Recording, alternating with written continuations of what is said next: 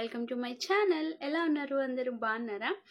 ఈ రోజు వీడియో ఏంటి అంటే, నేను ఆల్రెడీ డిఎంఈ అనేది స్టార్ట్ చేశాను కదా. సో స్టార్ట్ చేసినప్పుడు నేను చాలా డౌట్ఫుల్గా చెప్తున్నాను. నాకే అది నచ్చలేదు. అంటే మేబీ మీ సిలబస్లో కంటిన్యూ అవుతుందా లేదా అన్నది. సో మీ కరికులం చూసి నేను చెప్పడం అయితే జరిగింది. బట్ ఎంతో కొంత డౌట్ అయితే ఉండేది నాకు. ఏంటి అంత డౌట్ఫుల్గా చెప్పడం అవసరమో, ఒకవేళ ఆ ప్రాబ్లమ్స్ కనుక లేకపోతే ఏంటి అన్నది చిన్న ఇది ఉండేది అన్నమాట. ఎందుకంటే C23 కదా, ఏవి మనకి కరికులంలో ఉన్నా కూడా కొన్నిసార్లు టెక్స్ట్ బుక్స్లో ఉండట్లేదని చెప్పేసి, సో నేను అందుకని చాలా డౌట్ఫుల్గా చెప్తున్నాను. నాకు ఈ రోజు అయితే మెటీరియల్స్ అయితే రావటం జరిగింది.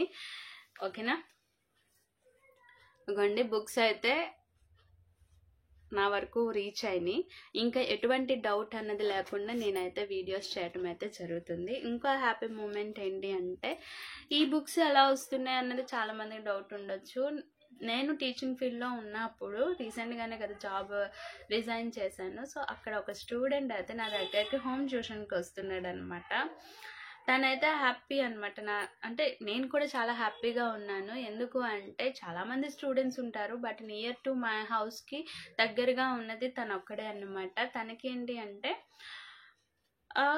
యావరేజ్ అని చెప్పుకోవాలి తనైతే. సో రెగ్యులర్గా ఏంటి అంటే డిసిప్లిన్ మాత్రం సూపర్గా ఉంటుందన్నమాట అబ్బాయి.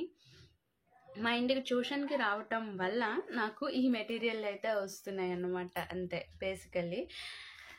మిగతావన్నీ అంటే అందుకే నేను చెప్తున్నాను, ఎందుకంటే వాళ్ళ కాలేజ్లో అందరికీ ఇచ్చేసారు. సో మీరు కూడా రిసీవ్ చేసుకున్నారా లేదా అన్నది కింద కామెంట్ సెక్షన్లో కామెంట్ చేయండి. ఓకే, నేను డైరెక్ట్గా ఇంజనీరింగ్ మెటీరియల్ సబ్జెక్ట్ చెప్పేటప్పుడు జస్ట్ టెక్స్ట్ బుక్లో మీకు పేజ్ నెంబర్ అనేది మెన్షన్ చేసేసి నేను చెప్తానన్నమాట. ఎందుకంటే ప్రతిసారి నోట్స్ రాసి చెప్పటం కన్నా నాకు కూడా ఈజీగా అవ్వాలి. సో ఎందుకు అంటే మనకి బుక్స్ అన్నది రావటం జరిగింది కాబట్టి. ఓకేనండి. సో ఇలా నేను ఒక్కరికే చెప్తున్నానండి హోమ్ ట్యూషన్. ప్రస్తుతానికి తను ఒక్కడే వస్తున్నాడు. తనకి రిజల్ట్ కూడా చాలా బాగా వచ్చింది. టోటల్గా అసలు యాక్చువల్లీ రిజల్ట్ వచ్చినప్పుడే నేను షేర్ చేద్దాం అనుకున్నాను, కానీ తను ఏమనుకుంటాడో అని తన పర్మిషన్ తీసుకోవాలి కదా. సో అందుకని నేను చెప్పలేకపోయాను. బట్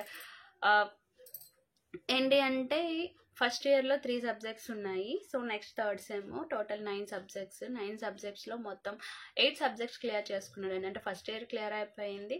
నెక్స్ట్ థర్డ్ సెమ్లో థర్మల్ ఇంజనీరింగ్ సబ్జెక్ట్ అన్నది ఉండిపోయింది అన్నమాట. జస్ట్ ఆ ఒక్క పేపర్ అన్నది ఉండిపోయింది. బట్ అందరూ ఏంటంటే స్టూడెంట్ దాని ప్రకారం చూసుకుంటే పేపర్ కూడా కొంచెం టఫ్గా వచ్చింది.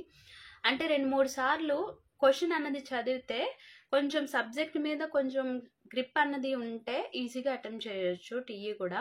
ఎందుకంటే క్వశ్చన్ అంటే ఆన్సర్ ఒక్కటే, బట్ క్వశ్చన్ కొంచెం డిఫరెంట్గా అడిగేసరికి కొంచెం కన్ఫ్యూజ్ అయ్యారు స్టూడెంట్స్. సో ఇది ఒక్కటి అన్నమాట. సో అందుకని తను మళ్ళీ కంటిన్యూ అయ్యాడు. సో తన కాలేజ్లో ఏంటి అంటే బుక్స్ ఇచ్చారు. సో నాకు ఇక్కడ ఈరోజు ఇచ్చాడు అనమాట. ఇంక రెగ్యులర్గా వీడియోస్ అయితే వస్తాయి. ఓకే, ఎటువంటి డౌట్ లేకుండా నేను కూడా చాలా ఫ్రీగా ఎక్స్ప్లెనేషన్ అనేది స్టార్ట్ చేస్తాను. ఓకేనా? ఇది వీడియో కనుక నచ్చినట్టయితే లైక్ చేయండి, షేర్ చేయండి. అలాగే మన ఛానల్ ఫస్ట్ టైం కనుక చూస్తున్నట్టయితే ప్లీజ్ అండి సబ్స్క్రైబ్ చేసుకోండి. Thank you for watching.